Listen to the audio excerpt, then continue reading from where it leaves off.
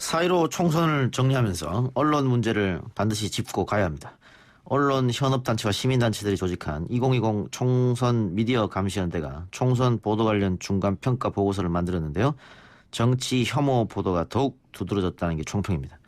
2020 총선 미디어 감시연대 집행위원장인 민원연 김원경 공동대표와 함께 자세한 얘기 나눠보겠습니다.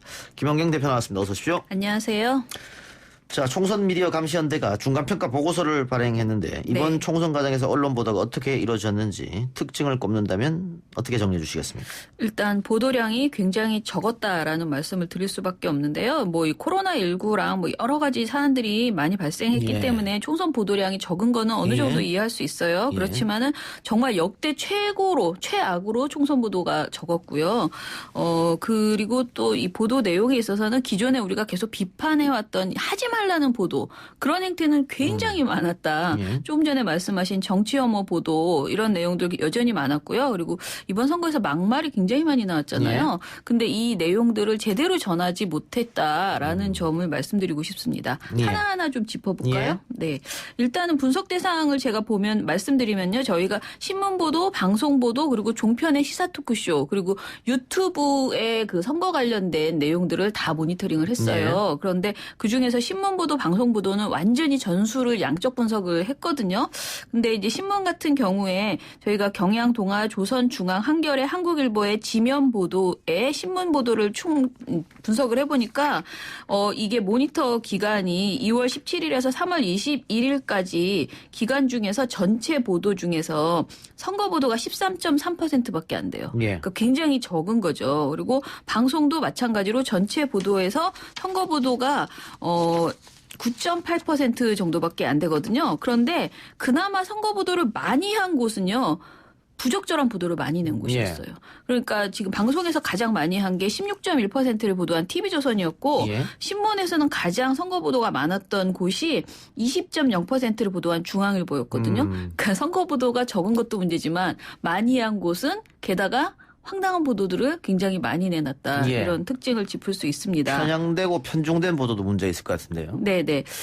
일단은 저희가 보기에는 그 취재원의 익명 취재원을 그러니까 누가 말했는지 알 수 없는 그런 내용을 가지고 편향된 보도로 많이 이어가는 그런 것들이 많았거든요. 법원 관계자에 따르면 그렇죠. 그런 것이죠. 그런 예. 식이죠.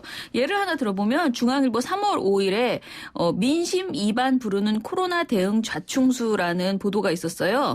이 보도에서는 관료 사회에 퍼진 소문, 극소수 측근들이 참가한 이 회의의 정확한 내용은 확인되지 않지만 청와대 담장을 넘어 고약한 소문이 번졌다.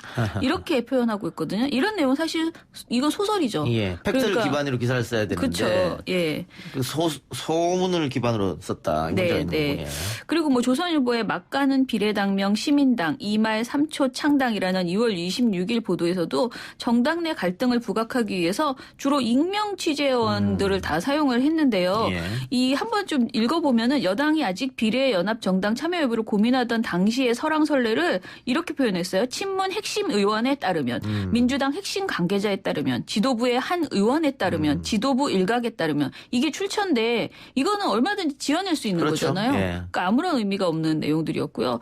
정치 혐오를 주장하는 보도들도 여전히 많은데 지역주의를 강화하는 표현이라든가 정치인의 막말을 정확하게 비판하는 것이 아니고 싸잡아서 그냥 대략적으로 막말로 퉁치는 것도 굉장히 예. 나쁜 보도 행태예요. 예.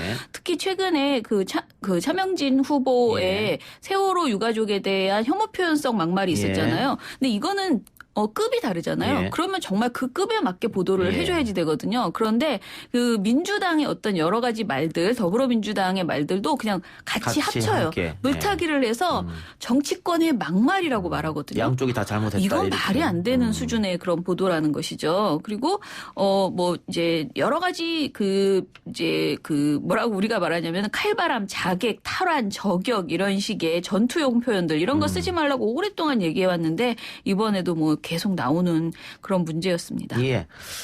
그리고 언론에서 정책이나 공약에 대한 이야기를 해야 되는데 네. 우리 청취자분들 느끼시겠지만 정책 공약 이야기는 하나도 나오지 않고 네.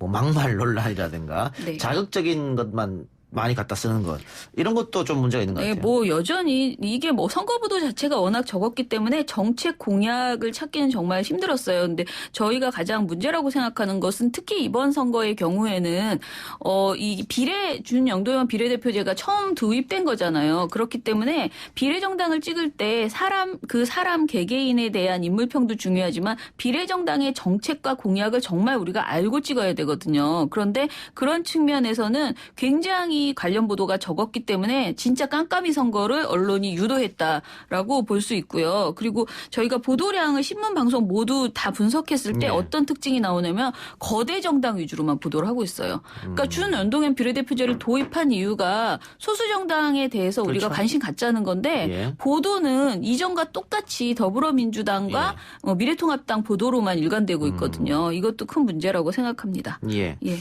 그리고 어제 조선일보가 단독을 단 타이틀의 기사가 쏟아졌습니다. 네네. 예. 일단 그 서울 강남병의 민주당 김한규 후보에 네네. 관한 보도 이것도 굉장히 조선일보가 우스꽝스럽지 예. 않나요? 저는 이 단독으로 보도를 네. 보고 깜짝 놀랐어요. 아, 왜 이런 말을 했을까? 민주당 후보가 정말 나쁘네 라고 생각을 했거든요. 그런데 막상 이 기사를 꼼꼼하게 읽어보면 너무나 당황스러운 게요. 이 보도에서 이제 그 한 채팅방에서 이런 일들이 있었다라는 건데 예. 제목은 조선일보 13일자 온라인 기사 2번 지지 부모님 투표장 못 가게 해. 김한규 캠프 카톡 강령이라고 예. 뽑았어요. 예. 그러니까 김한규 캠프에서 이런 그러니까 카톡에 이런 강령을 시달했다라는 것으로 들리잖아요. 그렇죠. 예. 그런데 이 카톡방이라는 것이 공개 카톡방이었던 거예요. 누구나 들어올 수 있는 카톡방이었어요. 그 카톡방에 누군가가 그 글을 썼어요. 예. 그런 비슷한 취지의 글을 약간 농담처럼 썼더라고요. 예. 그런데 그것에 대해서 캠프 측에서 한 번이라도 동의를 했거나 뭐 좋아요라도 눌렀거나 이런 게 아니에요. 그런 글이 있었을 뿐이에요. 그런데 이것을 가지고 마치 그 캠프에서 강령을 내린 것처럼 이렇게 보도를 한 거죠. 예. 그러니까 오픈된 채팅방 누구나 들어올 수 있는 건데 네네. 예. 그걸 마치 이 김한규 캠프에서 한 것처럼 그렇죠. 이러면은 이게 지금 뭐 언론은 비판하는 언론이죠. 미디어에서 이게 선거 개입 같은 보도다 이렇게 네. 비판하기도 했는데 지금 맞아요. 그런 차원에서 말씀하신 거죠. 네네. 이거는 진짜 조선일보가 그 보도를 자세히 읽어보시면요. 사실 이 말들이 거의 다 있어요. 있는데 제목을 이렇게 뽑고요. 중간중간에 이 보도를 과거의 어떤 노인 폄하 발언 이런 것들하고 연결시켜요. 그래서 프레임을 그렇게 짜서 일부러 진짜 선거에 개입하기 위해서 한 보도다. 허위 보도다라고 볼 수 있습니다. 예. 이게 어제 오면 오늘이네요. 오늘. 네. 오늘 오면 온라인에는 미리 올라왔고 네. 오면 정치 기사에서 이번 찌그레 부모님 투표장 못 가게 하자. 김한규 캠프 행동강령 논란, 통합당 네. 선거법 위반 비판 이렇게 했는데 사실은 좀 다르다. 예, 네. 그런 거고요. 많이 다릅니다. 예. 좀 다른 게 아니고. 예, 하여튼 네. 어제 조선일보가 단독으로 그 김한규, 김남국, 이재정, 이강래 그 민주당 후보들을 다 이제 비판하는 단독단을 계속 써가지고 네. 어떤 의도는 있는 게 아니냐 뭐 그런 의심도 들게 했는데 예 어쨌든 네. 근데 종편 3사의 선거 관련 방송이 줄었다. 이건 역시 코로나 때문입니까? 예, 뭐 그런 것도 있고요. 그리고 사실은 제가 보기에는 이제 악재들이 계속 나오고 있었잖아요. 차명진 그 세월호 막말이라든가 이런 것들, 이런 보도들이 생각보다 종편에서 굉장히 안 다뤘기 때문에 그 악재라서 그런지 많이 다루지 않았어요. 그러면서 이게 이제 이렇게 종편이 굉장히 편향적인 방송들을 많이 하기 때문에 더불어민주당의 악재가 나오면 굉장히 그걸 많이 집중해서 보도를 할 텐데 제가 보기에는 그렇지 않은 것으로 일단 보이고요. 선거 보도량이 점점 줄어들고 있는 것이고요. 코로나 이전에는 오히려 많았어요. 그런데 코로나 이후에 훅 떨어졌다가 이게 이전처럼 많이 올라가지 못하고 보도량이 지금 현재 종편 3사의 8개 시사 토크쇼에 선거 관련 보도량이 21.5%거든요. 이거는 과거에 비하면 굉장히 적은 편이다라고 볼 수 있습니다. 예. 근데 어쨌든 이 선거 직전에 아닌 말고식의 보도는 좀 문제가 많지 않습니까? 네. 근데 저는 그 서울 강남병 김한규 후보의 문제는 지금 듣고 처음 알았어요. 아, 진짜요? 네. 네. 당연히 기사대로 그렇게 되는 줄 알았었거든요. 제목만 보면 네. 이건 정말 매우 부적절하다. 네. 왜 이런 실수를 했나? 이건 네. 진짜 안 되지라고 생각했는데, 네. 그러니까 저 같은 생각할 사람이 많이 있을 거 아닙니까? 예, 그래서 좀 그렇습니다. 많이 부적절한 보도였다고 보는데, 네. 선거 보도 준칙이라고 있지 않습니까? 네. 그거 왜 안 지키는 겁니까? 일단은 선거보도 준칙을 기자들이 좀 모른다고 생각을 하고요. 예. 진짜 이게 촘촘히 읽어보고 잘 지켜주셔야 되는데 그렇지 예. 못한 기자분들이 많고 예. 사실은 이게 기자 개인의 문제라기보다는 그 언론사가 가지고 있는 어떤 편향성, 정치적 편향성 거기에 맞춰서 이미 선거보도에 프레임이 짜져 있고 그래서 특정 정당에 유리한 보도를 일부러 하고 또 불리한 보도를 일부러 만들어내고 이런 보도 행태가 계속 있는 거죠. 한마디로 말씀드리면은 언론인으로서 역할하는 것이 아니고 어떻게 보면 정치판의 선거판의 하나의 선수로 예. 지금 뛰고 있는 경우들이 매우 많다. 그래서 우리 시민들이 이거를 이제 방송의 경우에는 방송심의 규정이나 선거방송심의위원회가 있어서 어느 정도는 그래도 징계가 되지만 신문의 경우에는 전혀 그렇죠. 그게 안 되거든요. 예, 예. 그래서 우리 시민들이 정말 이것을 이제 옥석을 가려보는 이런 것이 지금 아주 절실한 예. 그런 상황입니다. 근데 국민들 여론조사 하면 가장 불신하는 집단 1위가 정치권이고 그러니까요. 2위가 언론입니다. 예전에는 뭐 뉴스에 나서 신문에 나서 하면 다 믿었는데 네. 요즘은 안 믿잖아요. 네. 이거를 뭐 국민 탓할 수도 없고 언론인들 본인들이 좀 반성하고 자성할 필요가 있지 않느냐. 그러니까 이것이 굉장히 불행한 현실입니다. 왜냐하면 네. 언론을 믿고 우리가 언론을 통해서 좋은 정보를 취해서 민주주의에 바른 그 투표를 할 수 있게 되어야지 되는데 모든 언론을 불신해버리는 바람에 오히려 좋은 보도도 나오거든요. 네. 근데 그것조차도 사람들이 안 보고 외면하고 모든 것을 같이 불신해버려요. 그래서 저는 이제 나쁜 보도를 계속 지적하지만 또 좋은 선거 보도 계속 찾아보시고 저희 지금 그 총선보도 감시연대에서는 그 홈페이지에 계속 좋은 보도도 올리고 있거든요. 그래서 좋은 보도를 예. 많이 찾아서 예. 보시고 가셨으면 좋겠습니다. 지금 오프라인 신문 시장이 많이 예전보다 굉장히 많이 위축됐고 네. 잡지 시장은 거의 이제 죽었다고 봐야 하는 상황이고 그 오프라인 우리 거대 언론사들이 계속해서 이렇게 그 정의롭지 못한 그리고 국민들한테 박수받지 못하는 보도를 하게 되면 스스로 아마 생명을 단축할 수밖에 없지 않느냐 이런 자성이 좀 필요하다 봅니다. 마지막으로 언론이 감시자로서 제 역할을 하기보다는 정치판의 하나의 플레이로 참여하는 문제 이거 정리 한번 해주시고 마칩시다.